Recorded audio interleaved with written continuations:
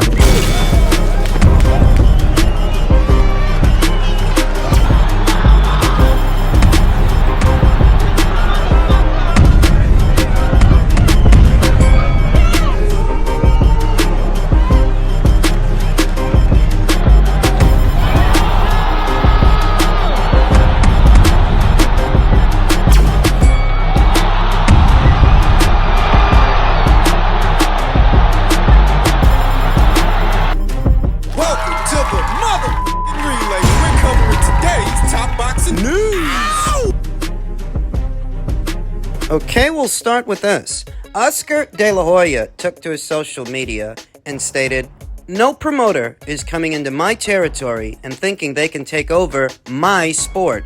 This is war.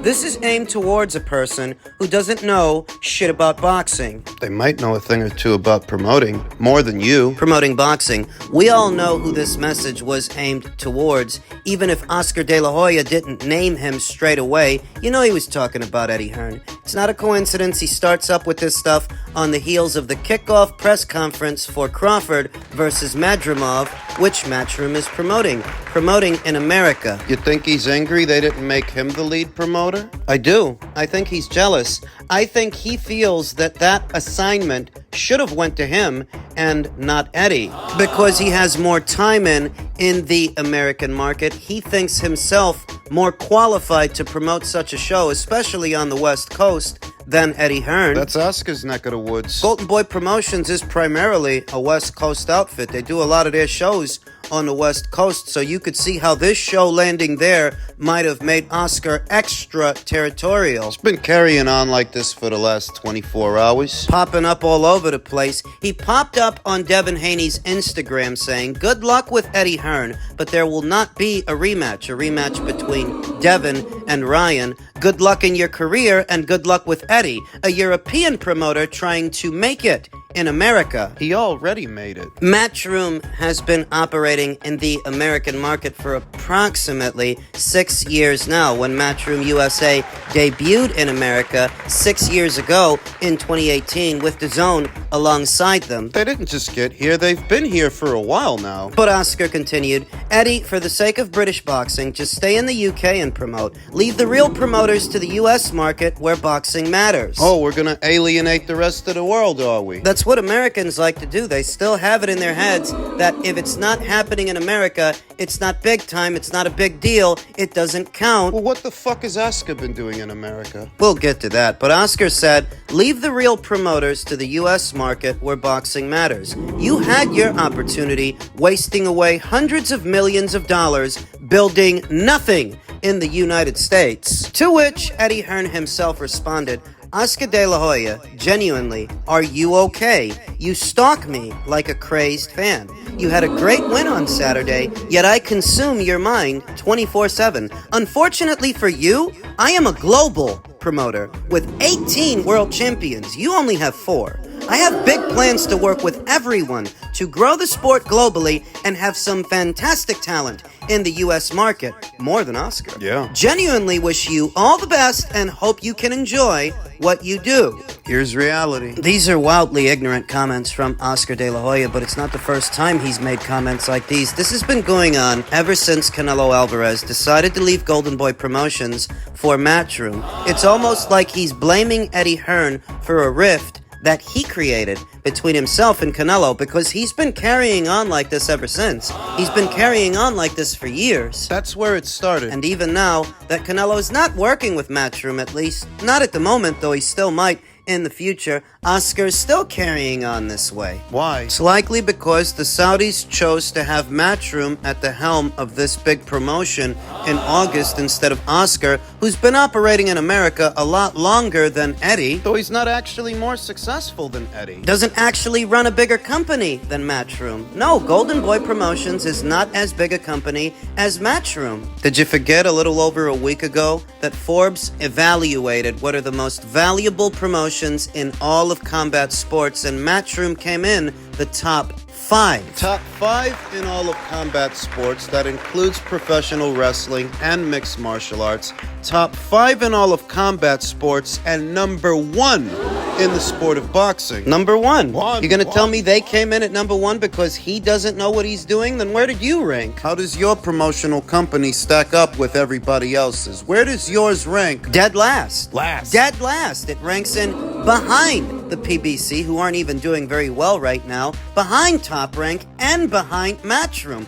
Golden Boy Promotions comes in 3 spots behind Matchroom. I don't actually have anything against Oscar or Golden Boy Promotions. I think they put on decent shows, but if we're gonna be honest, they're small potatoes compared to Matchroom. So if you're the Saudis and you want to bankroll a big show, who are you going to get to promote it? The number 1 preeminent promoter in the sport of boxing with the most valuable company? Or the guy who ranks in at number 4? Oscar can beat his chest about America and how he's been promoting in America as much as he likes. You didn't actually run Matchroom out of America, did you? Just because you were here first does not entitle you to respect or success. Those are things you have to earn. Canelo left you. And Ryan Garcia still might. What, did Saturday's win put a battery in Oscar's back?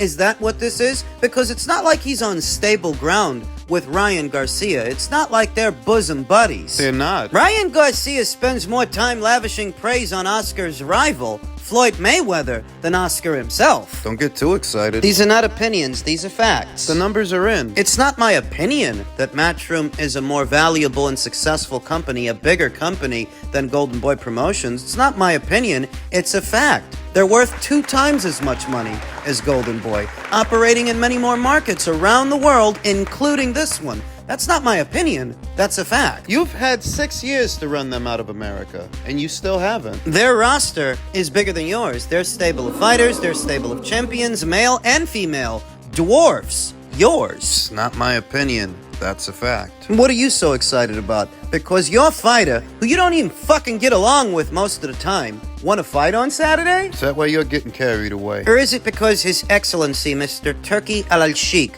chose to make Matchroom the lead promoter for the August show instead of you? It's not my imagination. It's not my opinion. The official press release reads Matchroom. It doesn't read Golden Boy, TGB, PBC, or Salida. The official press release says Matchroom because Matchroom is promoting the show. Is that what you're so upset about? You think that should have went to you? No, they should have skipped the number 1 promoter in the sport and gave this honor to the guy ranked at number 4, behind everybody else. The guy with a rabid cocaine addiction that everybody in the boxing world knows about. You know, he was probably hopped up on cocaine when he wrote all this stuff. Wasn't it Oscar De La Hoya not but a few weeks ago talking about how all the promoters should work together, only so that when they do, he can try to assert his dominance? This is the kind of toxicity that has become synonymous with the American boxing scene and the American boxing fan. What the fuck is wrong with a lot of you? What's wrong with Oscar? Yeah. I think he's jealous when you consider that Canelo chose Eddie over Oscar. Edgar Berlanga chose Eddie over Oscar. Now, here in the American boxing scene where Oscar has been, the Saudis chose Eddie over Oscar. That's what's wrong with Oscar. He's jealous. It's their feud, not mine. I'm just trying to wrap my mind around it, trying to reconcile it. And near as I can tell, Oscar's got penis envy. He's jealous. Because Oscar was the same one a few weeks ago, saying that all the promoters need to work together, so that when they do, you start demanding that Matchroom go back to the UK and stick to the UK. You still wouldn't be number 1 if they did. You'd still be dead last. You'd still be behind the PBC and behind Top Rank. You need to get it together. Golden Boy's not a bad company, and they don't put on bad shows, but Oscar's out of pocket. He's out of line. There's no other way to put it. Don't let Ryan winning on Saturday put a battery in your back because he doesn't like you that much anyway. That situation might go the same way as the Canelo situation. Now, as it pertains to this past weekend's action, Boxing Insider Rick Glacier says, Ryan Garcia is now the new face of boxing in America.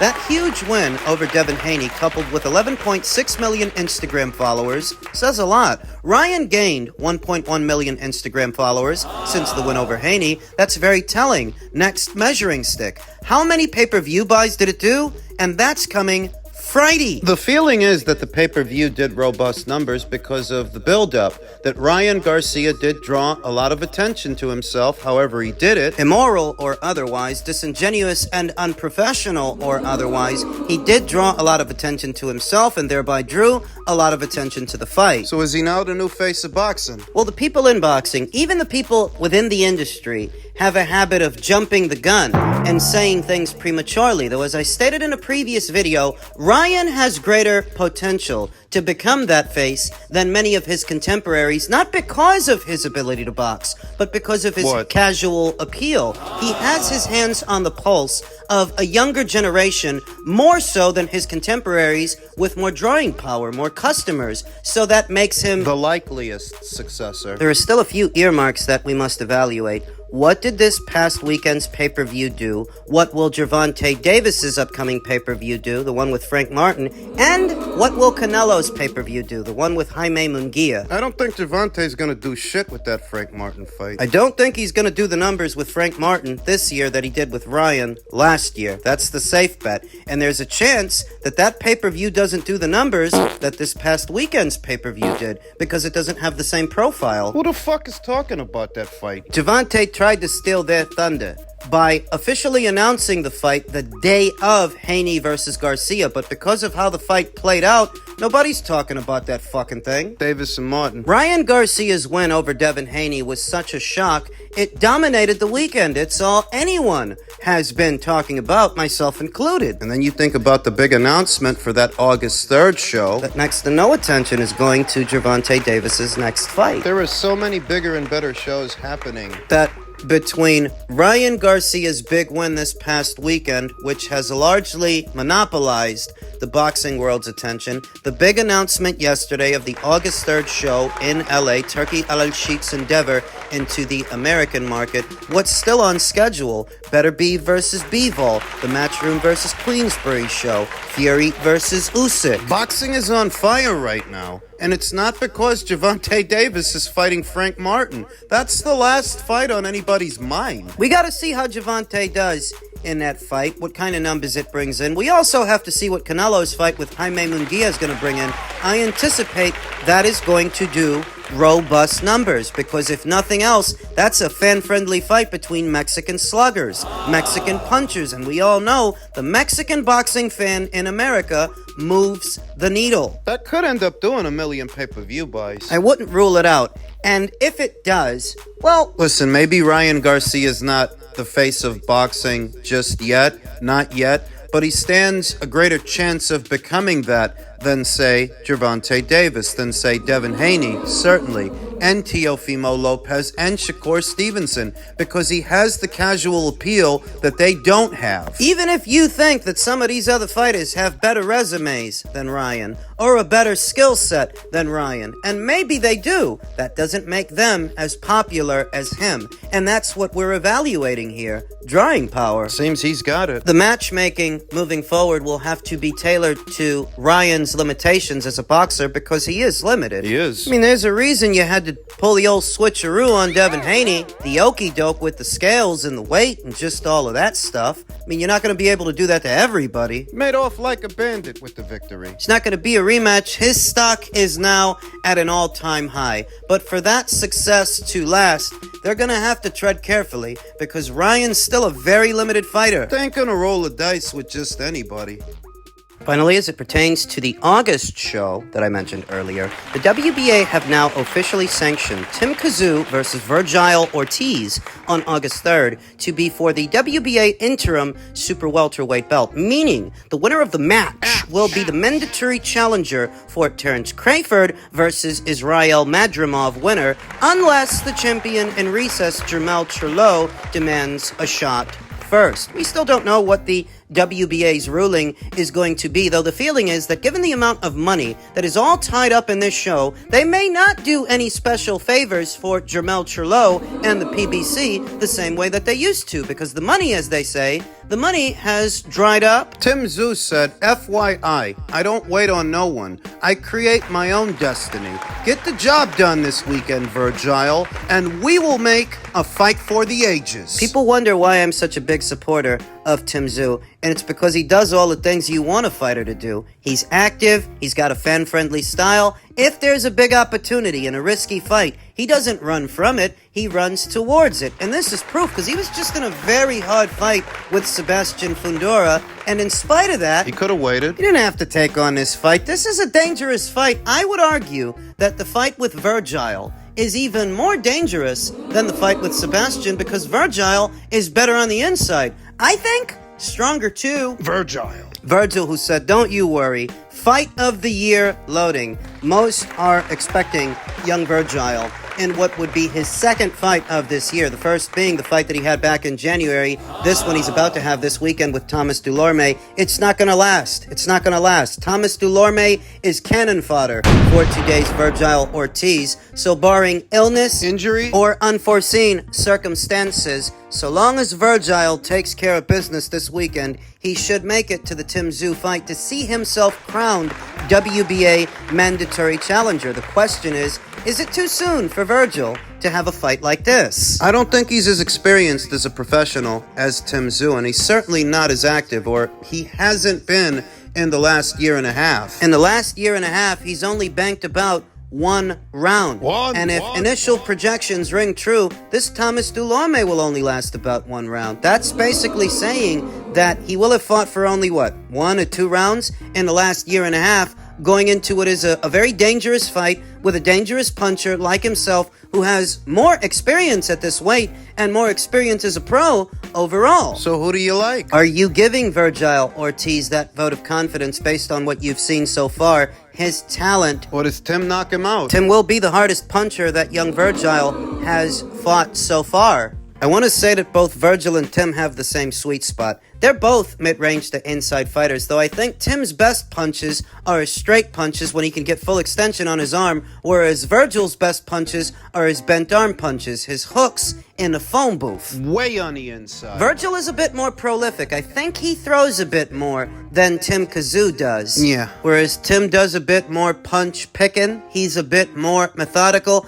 This is going to be a hell of a fight. It's almost too good to be true. And if the WBA has decided to make this a WBA interim fight, it's because the event's coordinators have every intention of putting the winner against the winner. The winner of Tszyu versus Ortiz against the winner of Crawford versus Madrimov. You wonder that they won't also find use for Bakram Murtazaliev, this division's newly crowned IBF champion. I mean, he is a champion, he is unbeaten, he does have a belt. Where does he fit into all of this? I think Charlo should go fight him. That guy's got a belt, he's not doing nothing. Go take it from him. If you do, you're back in the mix of everything. If he really wants to be back in the mix of everything. So the winner of Tszyu versus Ortiz becomes the mandatory for the winner of Crawford versus Madrimov, and the winner of Crawford versus Madrimov becomes the mandatory for Sebastian Fundora. Quite the scene at 154.